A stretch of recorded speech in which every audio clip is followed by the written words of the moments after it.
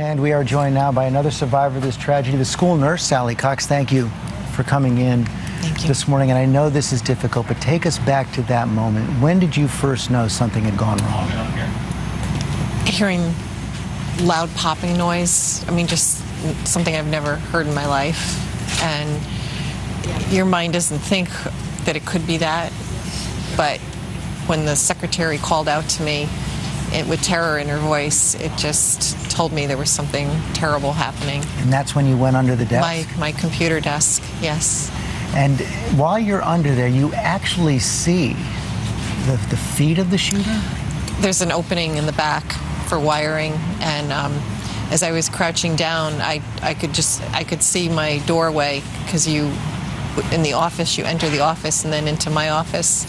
And when I heard the door close, and he probably walked in, and I was looking, and I could see him from the knees down, see the legs. Right in front of you? 20 feet away, facing his boots were facing my desk. And then he turned and walked away? And then it was seconds, and then turned and walked out, and I heard the door close. Okay, so the door closes, what do you do next?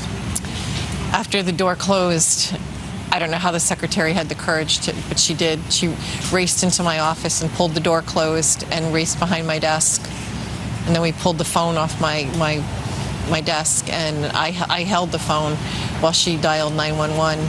And so we placed a call to 911. Thank goodness you did that, because the fact that the police got there so quickly, the governor told me this yesterday, prevented more killing from happening. And then right after that, you actually lock yourselves in the closet? Then we raced into my supply closet and pulled the door closed.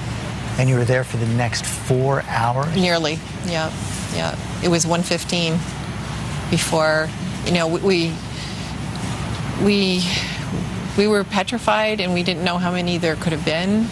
And we were listening. You couldn't hear a whole lot, but we did. I mean, we heard screaming and the gunshots. And I know the police shielded you as you left, so you wouldn't see what happened. Right. They told us to close our eyes. They said, close your eyes. But you knew every child in that school. I see them all at least once a year for their hearing and vision. So, and then some I see a lot more often, but I get to know them. I know at first you didn't want to hear about the victims. No. Have you been able to learn anything more since? Oh yeah. I mean, by Saturday night, the list wasn't officially out to till the public till Saturday night. Finally, I know you've started to learn about that for now at least, you may not be going back to Sandy Hook. Right. How long will that be? They haven't really given us any indication. I mean, there are a lot of different things being mentioned, but we know there's going to be at least a temporary place for us to go. And not back to that school? Not back to that school, no. Sally, thanks very much for joining us. Thank you.